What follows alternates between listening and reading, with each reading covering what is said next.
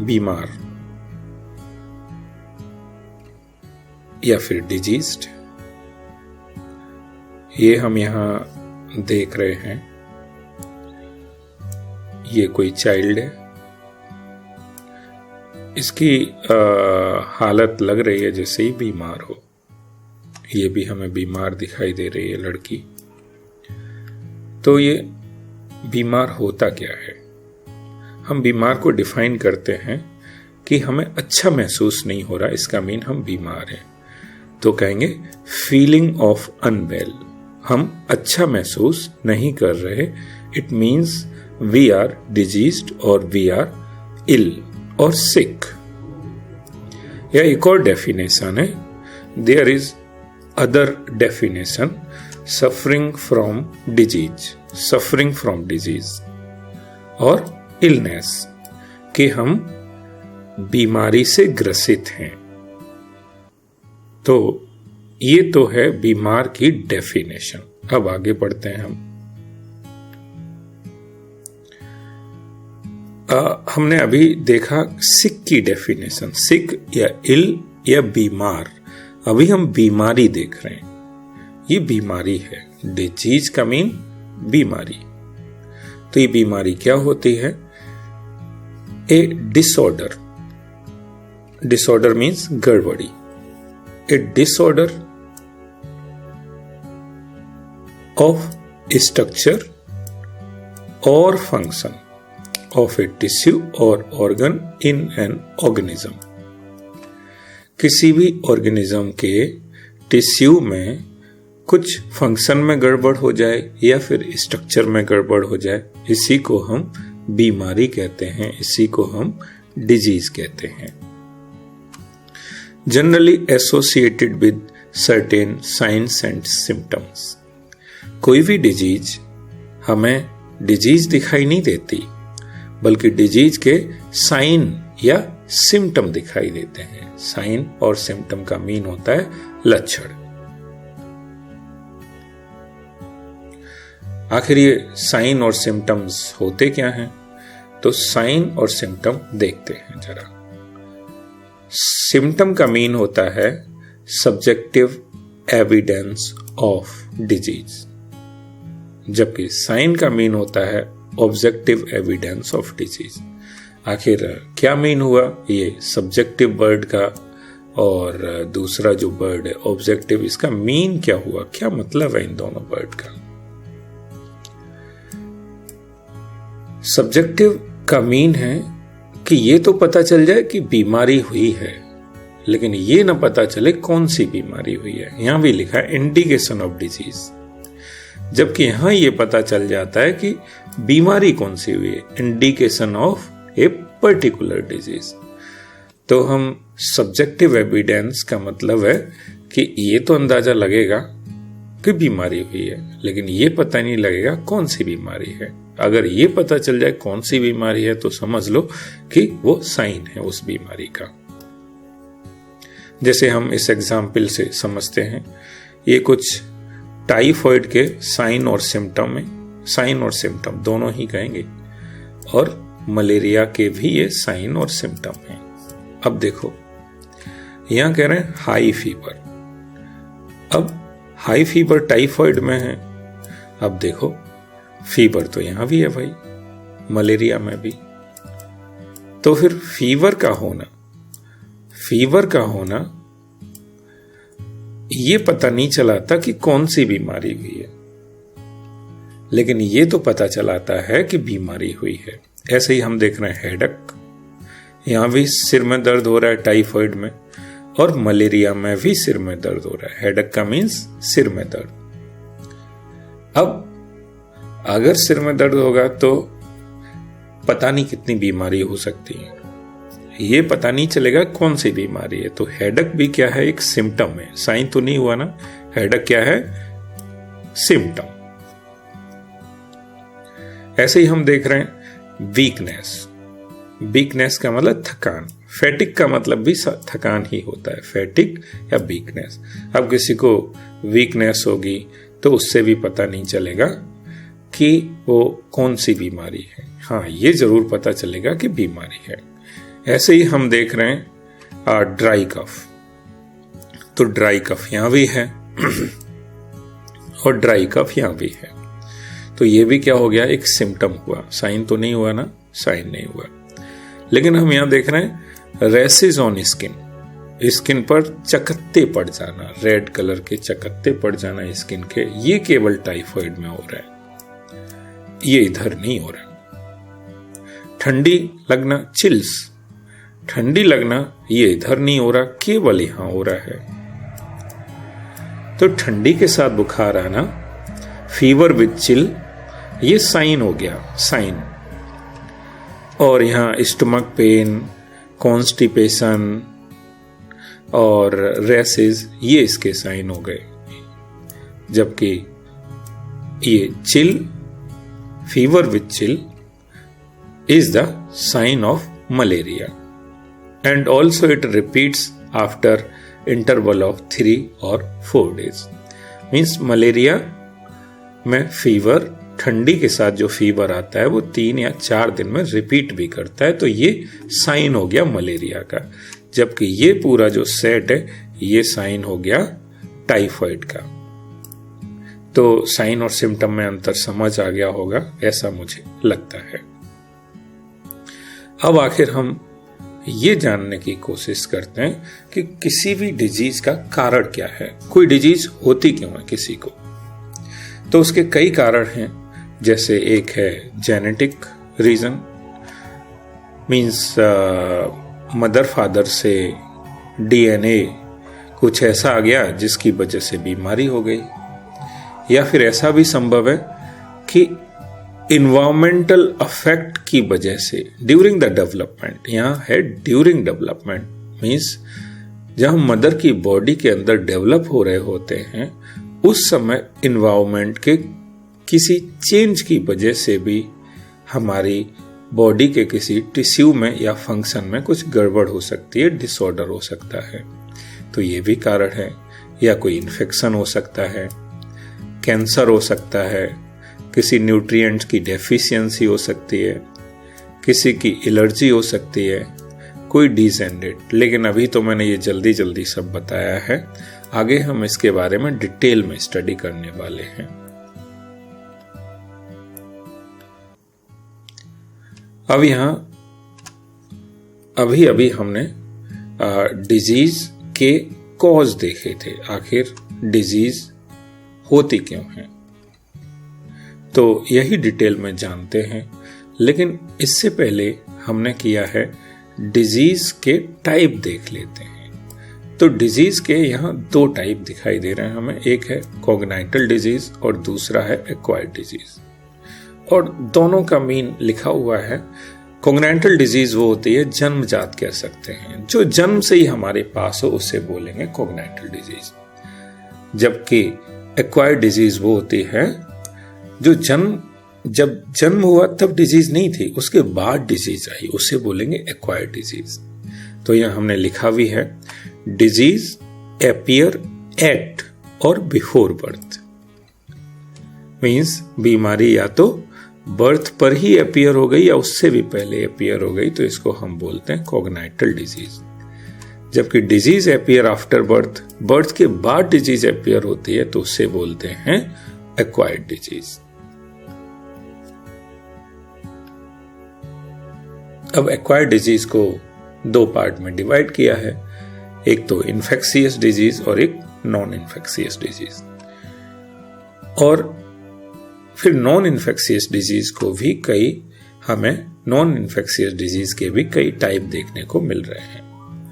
अभी मैं इसके बारे में कोई बात नहीं करना चाहता यहाँ, क्योंकि अभी मैं सिर्फ कॉग्नाइटल डिजीज के बारे में थोड़ा बताना चाहता हूँ।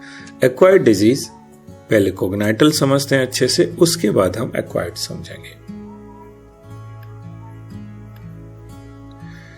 तो जो कॉग्नाइटल डिजीज के जो कॉज हैं, कॉग्नाइटल डिजीज होती है क्यों होती है, इसी बारे में देखते हैं। तो कॉग्नाइटल डिजीज के 2 रीजन हो सकते हैं। एक तो जेनेटिक डिफेक्ट हो सकता है, मींस जीन हमें मदर फादर से ही डिफेक्टेड जीन मिला, यहाँ लिखा हुआ defect in gene, defect in gene में, डीएनए में डिफेक्ट हमें मिला मदर फादर से। जब मदर फादर से कोई डिफेक्ट मिला है तो बीमारी तो हमें जन्म से ही मिलेगी। जैसे एक एग्जाम्पल भी है यहाँ, हीमोफीलिया। हीमोफीलिया एक डिजीज है जिसमें जब हम कट जाते हैं तो ब्लड की क्लॉटिंग नहीं होती, ब्लड बहना बंद नहीं होता, बहता रहता है। तो इस बीमारी को हीमोफीलिया बोलते हैं और ये बीमारी डीएनए की कमी की वजह से होती है। तो ये बीमारी फिर पूरे जीवन भर रहेगी और शुरू से ही हमारे जन्म से हमारे अंदर होगी और जीवन भर रहेगी। अगली डिजीज है जो कॉग्नाइटल का ही टाइप है, लेकिन ये इन्वायरमेंटल फैक्टर की वजह से अपीयर हुई है। जैसे कि यहां ये दिखाई दे रहा है क्लेफ्ट लिप।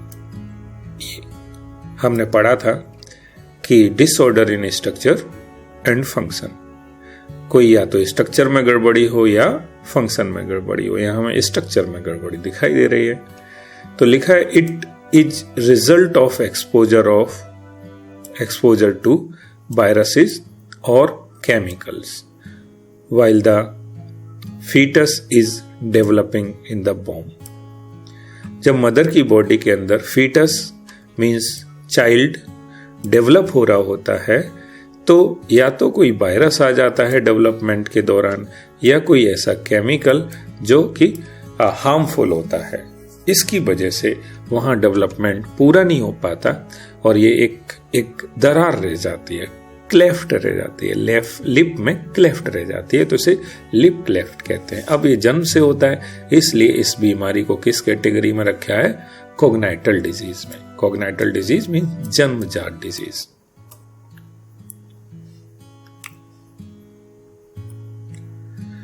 अब हमने अभी कॉग्नाइटल डिजीज को जान लिया अच्छे से। अब समझते हैं एक्वायर्ड डिजीज को और उसके सभी टाइप्स को। जैसा कि मैंने थोड़ी देर पहले बताया था, इन्फेक्शियस डिजीज और नॉन इन्फेक्शियस डिजीज। आखिर ये इन्फेक्शियस डिजीज क्या होती है? Infectious disease are caused by pathogens. Pathogen की वजह से जो बीमारी हो उसको बोलते हैं इन्फेक्शियस डिजीज। अब ये पैथोजन क्या है? तो disease causing organism called pathogen. Disease करने वाले जो ऑर्गेनिज्म होते हैं उन्हें ही पैथोजन कहते हैं, जैसे कि बैक्टीरिया, वायरसेस, फंजाई एटसेट्रा। ठीक है। The disease can be spread directly और indirectly from one person to another. ये डिजीज एक पर्सन से दूसरे पर्सन में या तो डायरेक्ट ट्रांसफर हो जाती है या इनडायरेक्टली। इनडायरेक्टली का मतलब किसी माध्यम के द्वारा, जैसे हवा से, पानी से, खाना से, कपड़े से या फिर किसी वेक्टर से। ये हम डिटेल में देखेंगे बाद में।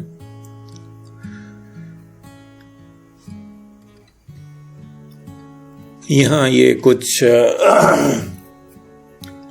ये बैक्टीरिया, वायरस और फंजाई से रिलेटेड कुछ इमेजेस हैं। जैसे ये बैक्टीरिया के फोटो हैं, बैक्टीरिया दिखाए गए, माइक्रोस्कोपिक व्यू है। ये माइक्रोस्कोप में बैक्टीरिया ऐसे लंबे लंबे, ये तो केवल रॉड जैसे दिखाई दे रहे हैं, लेकिन बैक्टीरिया कई शेप के होते हैं। कुछ रॉड जैसे होते हैं, कुछ चूड़ी जैसे स्पाइरल होते हैं, वो बात की बात है। यहाँ वायरस दिखाए गए, ये कुछ जैसे एक वायरस है बैक्टीरियोफेज, ये वायरस है TMB, टोबैको मोजैक वायरस। ये ह्यूमन इम्यूनोडेफिशिएंसी वायरस है। तो ये कुछ वायरसेस के स्ट्रक्चर्स हैं।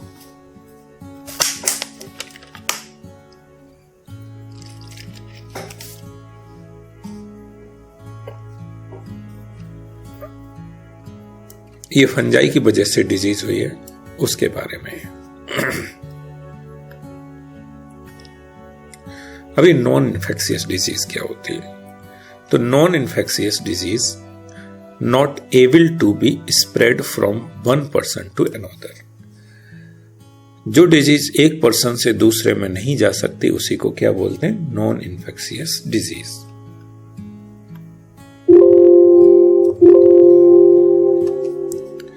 तो यहां ये डिजीजेस हैं जैसे deficiency disease, allergy disease, cancer, degenerative disease. तो अभी हमने इन्फेक्शियस भी देख लिया था, अब ये देखने वाले हैं। डिटेल में देखते हैं इन डिजीजेस को। डेफिशिएंसी क्या है, एलर्जी क्या है, कैंसर क्या है, इनको डिटेल में देखते हैं।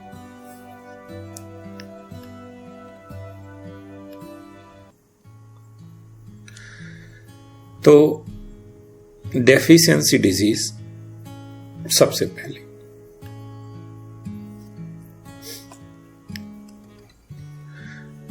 डेफिशिएंसी का मतलब होता है कमी, कमी की वजह से।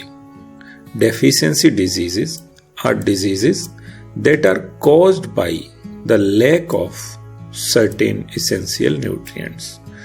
जो हमारे फूड में न्यूट्रिएंट्स होते हैं उनकी अगर कमी हो जाए तो इस वजह से भी हमें बीमारी हो सकती है। उन बीमारियों को जो कमी की वजह से होती है, न्यूट्रिएंट्स की कमी की वजह से होती है, उन्हें हम बोलते हैं deficiency disease. For example, vitamin की कमी से, मिनरल की कमी से, अगर हम अपने फूड में लंबे समय तक विटामिन कोई न लें या मिनरल्स की कमी हो हमारे खाना में तो कोई बीमारी हो सकती है। अब यहाँ एक चार्ट है जिसमें कई डेफिशिएंसी डिजीज का है जिक्र। अब फर्स्ट है प्रोटीन न्यूट्रिएंट्स की अगर कमी हो जाए तो जो डिजीज होती है उसका नाम है क्वाशरकर। और प्रोटीन और फूड कैलोरी, प्रोटीन और फूड कैलोरी दोनों की कमी हो जाए हमारे फूड में तो फिर डिजीज होती है मैरेस्मस। अब ये क्वाशरकर और इसको हुआ है मैरेस्मस। इसके कुछ ये सिम्टम्स जैसे यहां लिखा है प्रोट्यूबरेंट बेली, मींस इसका जो पेट है बाहर निकला हुआ होगा उसे।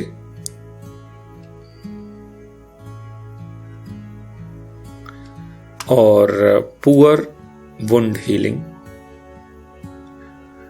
तो ये कुछ इसके सिम्टम्स हैं। ऐसे ही इसके भी कुछ सिम्टम्स हैं, यहां हमें डिटेल में नहीं जाना, फिर भी अगर आपको जरूरत हो तो इसको पॉज करके इसको याद कर सकते हो कभी भी। दूसरा है विटामिन ए की कमी से डिजीज होती है नाइट ब्लाइंडनेस। नाइट ब्लाइंडनेस का मीन यही है कि अगर किसी व्यक्ति का, किसी पर्सन का नॉर्मल विजन होगा तो उसे ऐसा दिखाई देगा, और अगर उसे बीमारी होगी नाइट ब्लाइंडनेस तो फिर उसके विजन में धुंधला सा दिखाई देगा, थोड़ा डार्क दिखाई देगा, ब्राइटनेस की कमी होगी। तो क्या बोलेंगे उसको? Night blindness. और फिर रात में तो उसे दिखेगा ही नहीं।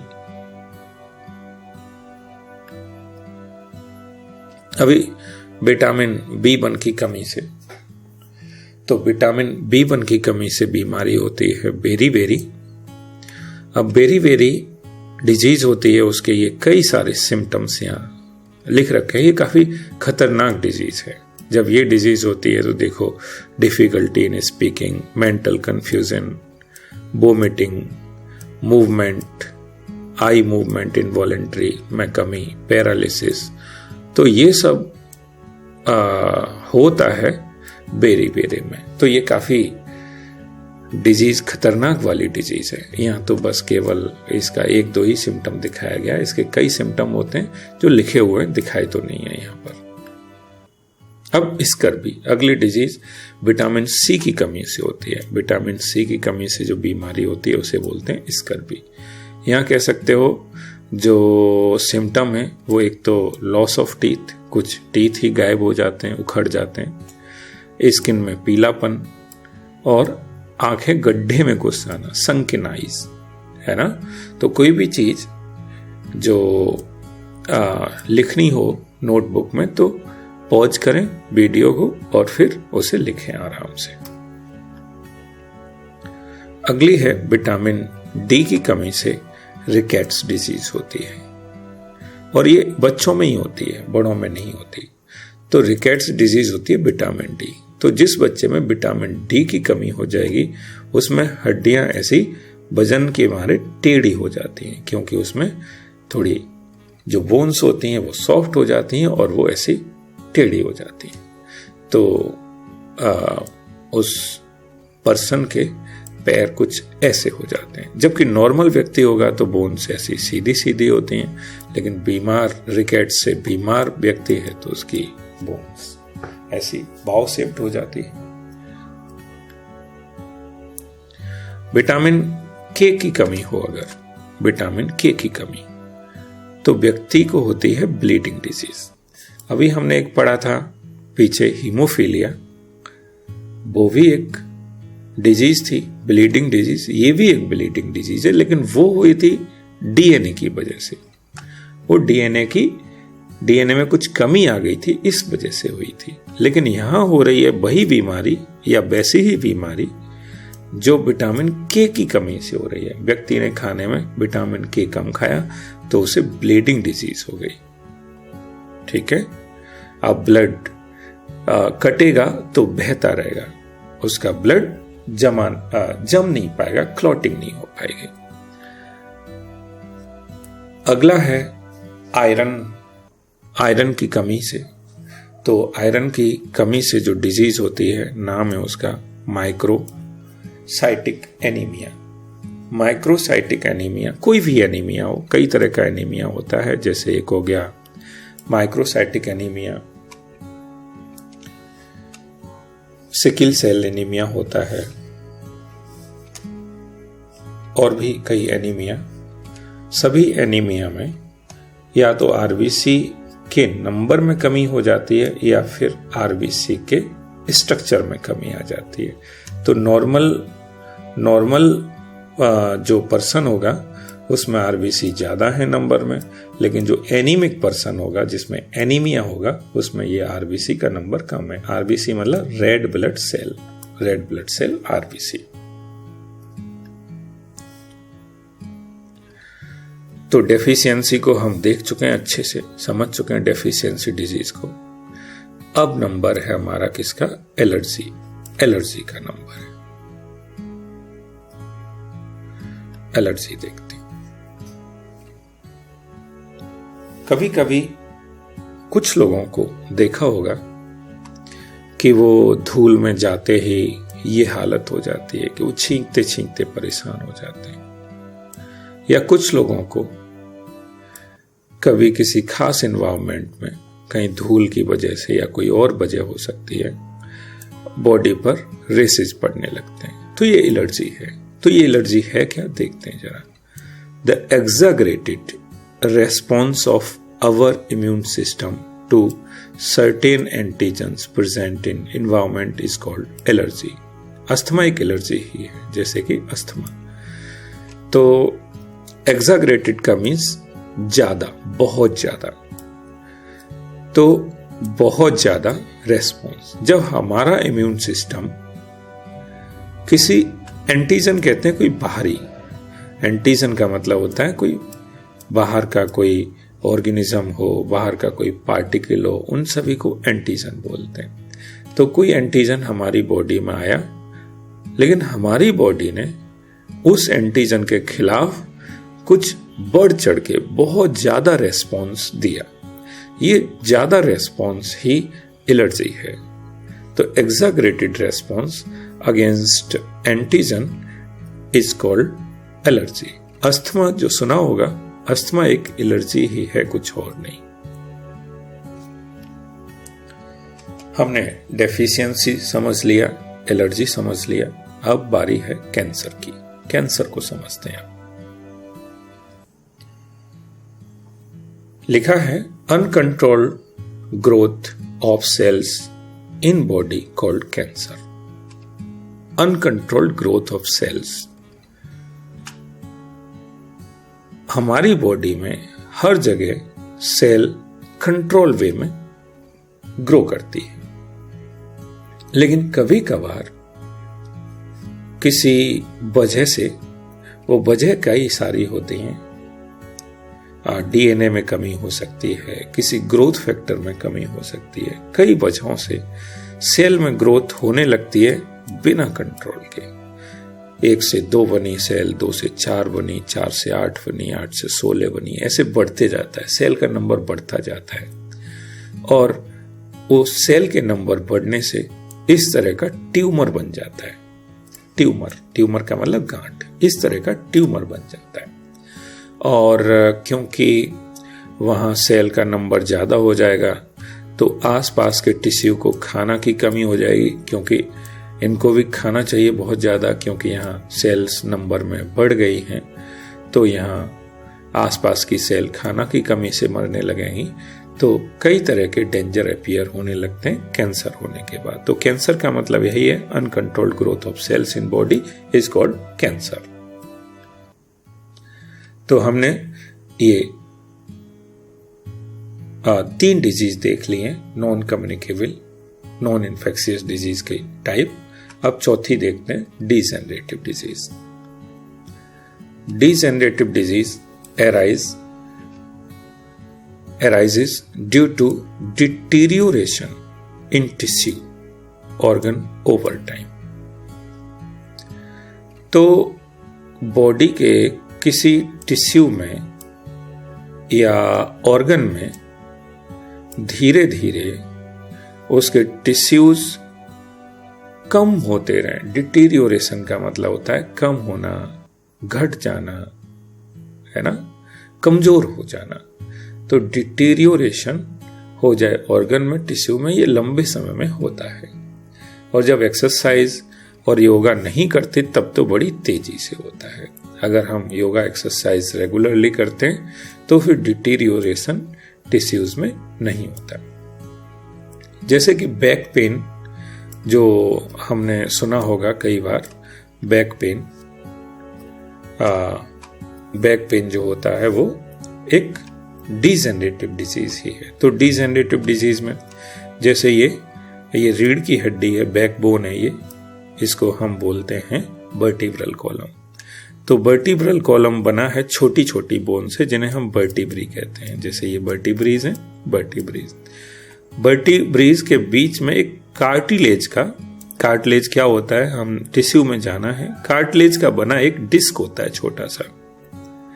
वो डिस्क धीरे धीरे घटने लगता है, उसका साइज घटने लगता है, तो वो डीजेनरेट होने लगता है।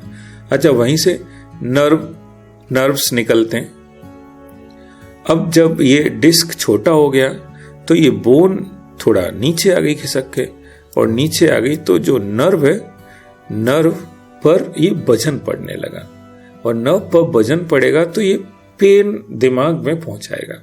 मीन्स हमारे ब्रेन में पेन इसलिए पहुंचेगा क्योंकि डिस्क होनी चाहिए बड़ी, अब हो गई छोटी। इसकी वजह से नर्व दबने लगी, और नर्व दबने लगी, नर्व पर जो प्रेशर आने लगा वो प्रेशर हमें हमारे ब्रेन में दर्द की तरह महसूस होगा। तो हमने अब ये चारों डिजीज समझ चुके हैं, नॉन इन्फेक्शियस वाली चारों डिजीज समझ लिए।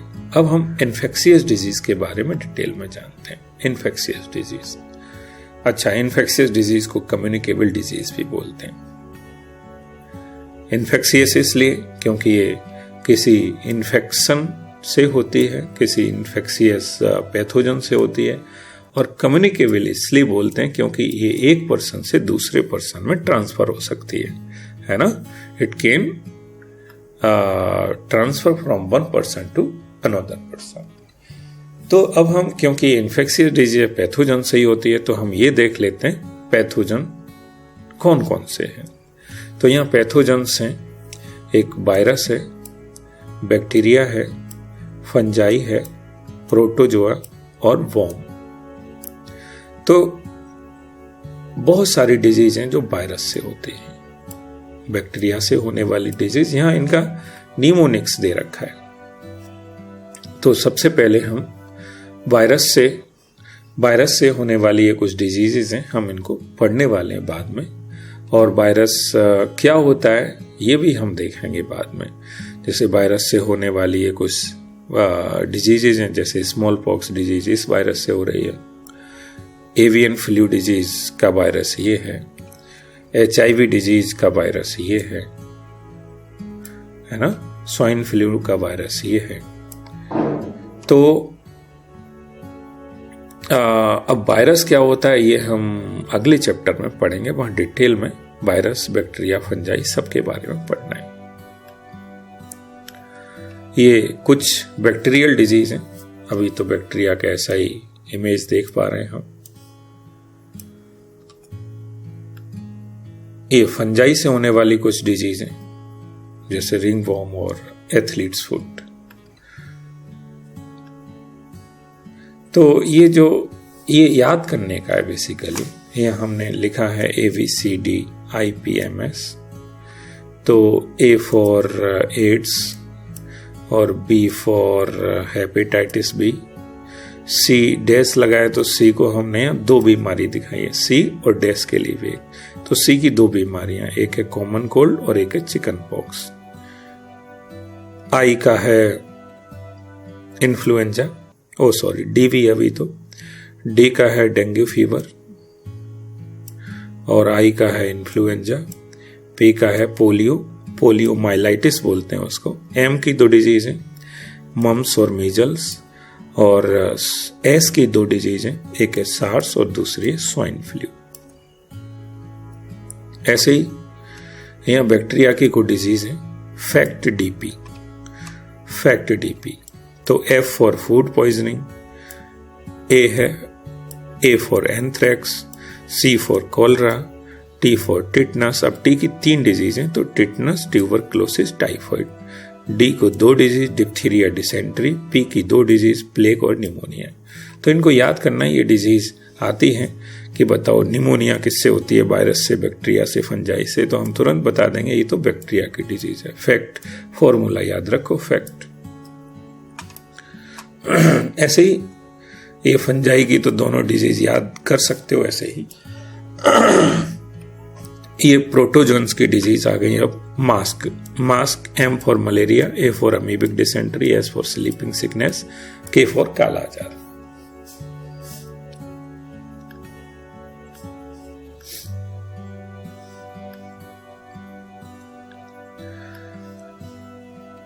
अब कोई डिजीज जो इन्फेक्शियस डिजीज है, क्योंकि वो कम्युनिकेबल डिजीज इसीलिए तो बोलते हैं कि वो ट्रांसफर होती है। कम्युनिकेबल क्यों बोलते हैं? क्योंकि वो एक पर्सन से दूसरे पर्सन में ट्रांसफर होती है। तो अगर कोई भी बीमारी ट्रांसफर कैसे होती है, हम इसके बारे में देखते हैं। अलग अलग बीमारियां ट्रांसफर भी अलग अलग टाइप से होती है।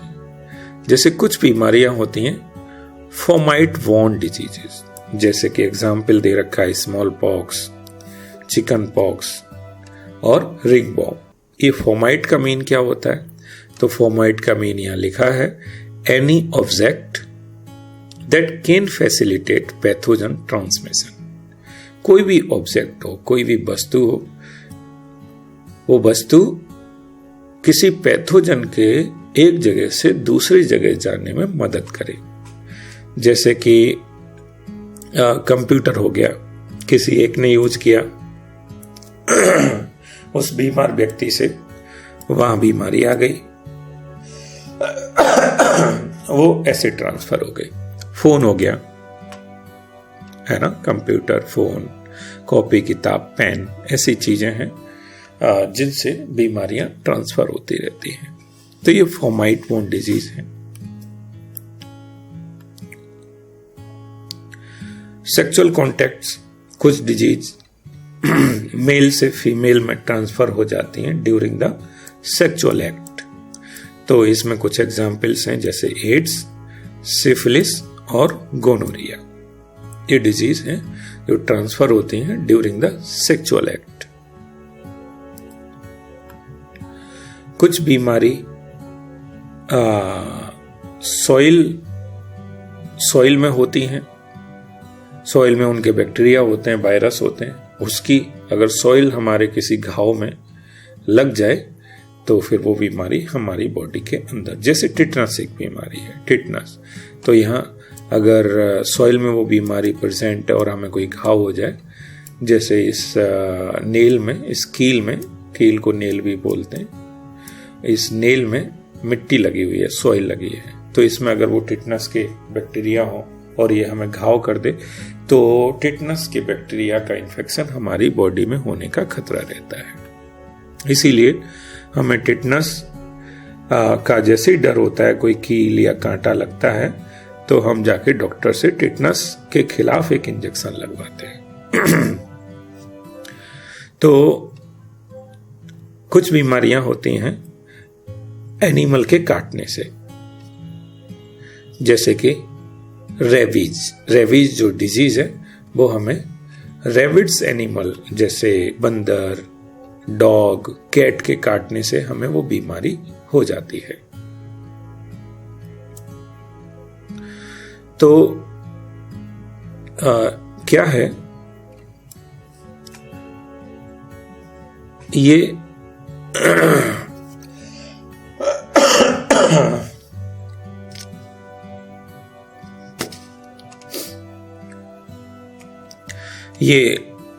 इसके सैलाइवा में, इस डॉग या कैट के सैलाइवा में एक वायरस प्रेजेंट होता है, और जब इसने काटा तो उसके वायरस उसके सैलाइवा से हमारी बॉडी में पहुंच गए, मसल्स में पहुंच गए, और मसल से वो वायरस पहुंच जाते हैं हमारे सेंट्रल नर्वस सिस्टम में, मींस न्यूरॉन से होते हुए हमारे सीएनएस, ब्रेन या स्पाइनल कॉर्ड में पहुंच जाते हैं। और तो हमें हमारा सीएनएस प्रभावित हो जाता है, तो ये हमें एक फैटल, मतलब हम मर भी सकते हैं इससे, एक इंसेफेलाइटिस बन जाती है, हमें इंसेफेलाइटिस हो जाती है। तो इसके बारे में अभी इतना ही। और कई सारी डिजीज हैं जो एयरबोर्न डिजीज हैं, मींस एयर से फैलती हैं, जैसे कि कॉमन कोल्ड, ट्यूबरकुलोसिस, निमोनिया, ये डिजीज हैं, या और भी कई डिजीज हैं जो एयरबोर्न डिजीज हैं, एक व्यक्ति से दूसरे में जाएंगी एयर के द्वारा। जो इन्फेक्टेड है, जिसको बीमारी है, अगर उसने खांसी की या छींका, स्नीजिंग और कफिंग, तो उसके छींकने या खांसने से वह ड्रॉपलेट्स प्रोड्यूस होती हैं। जो बड़ी ड्रॉपलेट होती हैं साइज में, वो तो वहीं आसपास गिर जाती हैं, उनसे जो छोटी ड्रॉपलेट्स होती हैं वो थोड़ी दूर गिरती हैं, 3 से 5 फुट की दूरी पर। और जो ड्रॉपलेट्स के बाद भी जो छोटे छोटे ड्रॉपलेट या ड्रॉपलेट टूटने के बाद जो बनते हैं, उन्हें बोलते हैं ड्रॉपलेट न्यूक्लियाई। वो हवा में तैरते रहते हैं और वो 5 से 160 फीट या उससे भी ज्यादा, मतलब काफी बड़े एरिया में वो जो तैर रहे हैं छोटे छोटे ड्रॉपलेट के न्यूक्लियाई, अगर उन न्यूक्लियाई में इन्फेक्शन है तो सामने वाले व्यक्ति को भी इन्फेक्शन हो जाएगा। यहाँ कुछ ये वायरस तैरते हुए दिखाएं, जब हम सांस लेंगे तो ये चला जाएगा। तो हमारे एनवायरनमेंट में बड़े बैक्टीरिया और वायरस होते हैं, वो तो हमारी बॉडी का इम्यून सिस्टम इतना मजबूत होता है कि उन सबको काउंटर करता रहता है लगातार। कुछ बीमारियां होती हैं जो खाना से, अगर हमने कुछ ऐसा खाना खाया जिसमें इन्फेक्शन है, गंदा संदा खाना या पानी पिया, तो बीमारियां हो सकती हैं। ये कुछ डिजीज हैं जैसे कि कॉलरा डिजीज, अमीबिक डिसेंट्री और हेपेटाइटिस। तो ये डिजीज कुछ हम इन्फेक्शियस खाएं, कुछ गंदा खाएं या कुछ गंदा पिएं तो हमें ये बीमारी हो सकती है। Some disease are vector borne disease, vector से होने वाली डिजीज। तो यहां कुछ ये वेक्टर हैं और ये सभी वेक्टर इंसेक्ट्स हैं, बेसिकली इंसेक्ट्स। वेक्टर क्या होता है? एक ऐसा एनिमल जो पैथोजन को कैरी करता हो, है ना? A animal which carry pathogen from one person to another. तो यहाँ ये इस कलर में, ये जो ग्रीन कलर है, ग्रीन कलर वाले सभी ये वेक्टर्स हैं, ये वेक्टर्स हैं। तो आप वीडियो को पॉज करके इन वेक्टर्स के नाम लिख सकते हो, याद कर सकते हो। अब एक बार देख लेते हैं। जैसे एनोफिलीज एक मॉस्किटो होता है। एनोफिलीज मॉस्किटो की वजह से मलेरिया होता है। वो मलेरिया एनोफिलीज की वजह से नहीं होता, बल्कि एनोफिलीज वेक्टर है, वो मलेरिया के पैरासाइट को, मलेरिया के पैथोजन को कैरी करता है। ऐसे ही क्यूलेक्स भी मॉस्किटो ही है। ये मॉस्किटो फाइलेरियासिस डिजीज है, इसका जो पैथोजन है उसको कैरी कौन करता है? क्यूलेक्स। एडीज भी एक मॉस्किटो है जो येलो फीवर और डेंगू फीवर और फाइलेरियासिस डिजीज के पैथोजन्स को कैरी करता है। हाउस फ्लाई हम सब जानते हैं, ये टीवी के बैक्टीरिया को, टाइफाइड के बैक्टीरिया को, कोलरा के बैक्टीरिया को, इन सब बीमारी के पैथोजन्स को कैरी करता है कौन? House fly. सैंड फ्लाई काला अजार कॉजिंग पैथोजन को, काला अजार करने वाला जो पैथोजन होता है उसको कैरी करता है सैंड फ्लाई। ऐसे ही सीसी fly carry the pathogens of sleeping sickness. ऐसे ही louse carry pathogen of epidemic typhus. ऐसे ही rat flea carry pathogen of bubonic plague. तो यहां थोड़ा सा सही से देख लेते हैं, लेकिन ये सबके बारे में नहीं, केवल एक के बारे में है, एनोफिलीज मलेरिया। देखो ये एनोफिलीज है, मॉस्किटो एनोफिलीज है। मलेरिया क्या होता है वो हम शुरू में ही मलेरिया के सिम्टम देखे थे। तो मलेरिया कॉजिंग जो ऑर्गेनिज्म है वो ये है, नाम है इसका क्या लिखा है यहाँ? स्पोरोजोइट लिखा है। तो स्पोरोजोइट, बल्कि हम कहें प्लाज्मोडियम। क्या बोले? प्लाज्मोडियम।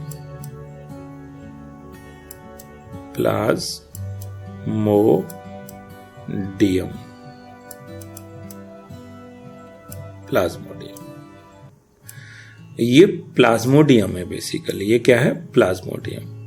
अब जैसे हमारी लाइफ में हमारी स्टेजेस होती हैं, हम कभी बच्चे होते हैं, कभी बड़े हो जाते हैं, कभी बूढ़े हो जाते हैं। ऐसे ही प्लाज्मोडियम जब हमारी बॉडी में घुसता है तो उसकी स्टेज का नाम होता है स्पोरोजोइट।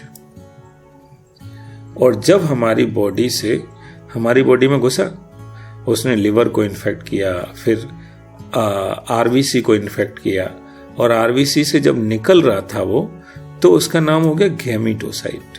मतलब हमारी बॉडी से निकलता है तो उसका नाम क्या होता है? गैमीटोसाइट। और जब हमारी बॉडी में घुसता है तो क्या नाम होता है? स्पोरोजोइट। लेकिन उस ऑर्गेनिज्म का नाम क्या है? प्लाज्मोडियम। जब हम पैदा होते हैं तो क्या होते हैं? बच्चे। जब हम मरते हैं तब क्या होते हैं? हम बूढ़े। कुछ ऐसा ही है ये। तो अब बीमारी करने वाला मलेरिया कॉजिंग ऑर्गेनिज्म इस प्लाज्मोडियम।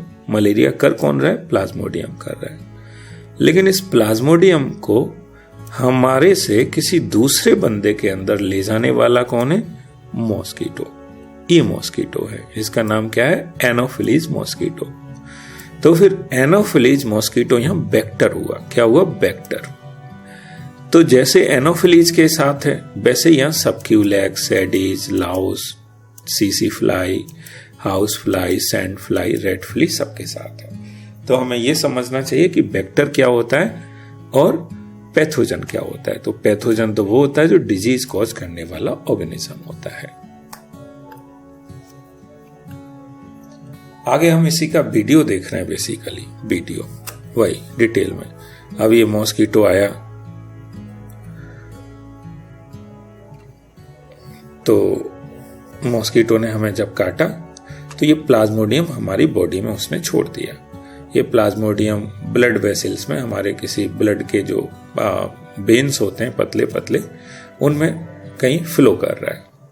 और फ्लो कर रहा था तो उसने क्या किया, एक आरबीसी में घुस गया। वो आरबीसी में घुस गया, वहां खाना खाया और नंबर में बढ़ गया। उसने रिप्रोडक्शन कर लिया। रिप्रोडक्शन करने के बाद फिर वो फिर निकला, फिर दूसरी आरबीसी को उसने इन्फेक्ट किया और कई आरबीसी को फिर से डिस्ट्रॉय किया उसने।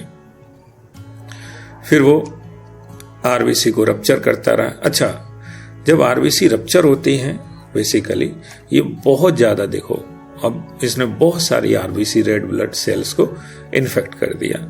जब ये रप्चर होंगी तभी हमें बुखार आता है, तभी हमें ठंडी के साथ बुखार आता है, जब बहुत सारी आरबीसी रप्चर हो जाती हैं, आरबीसी जब टूट जाती हैं। तो एक केमिकल निकलता है, एक जहर निकलता है आरबीसी से, जिसका नाम होता है हीमोजॉइन ग्रेन्यूल। उसी की वजह से हमें बुखार आता है।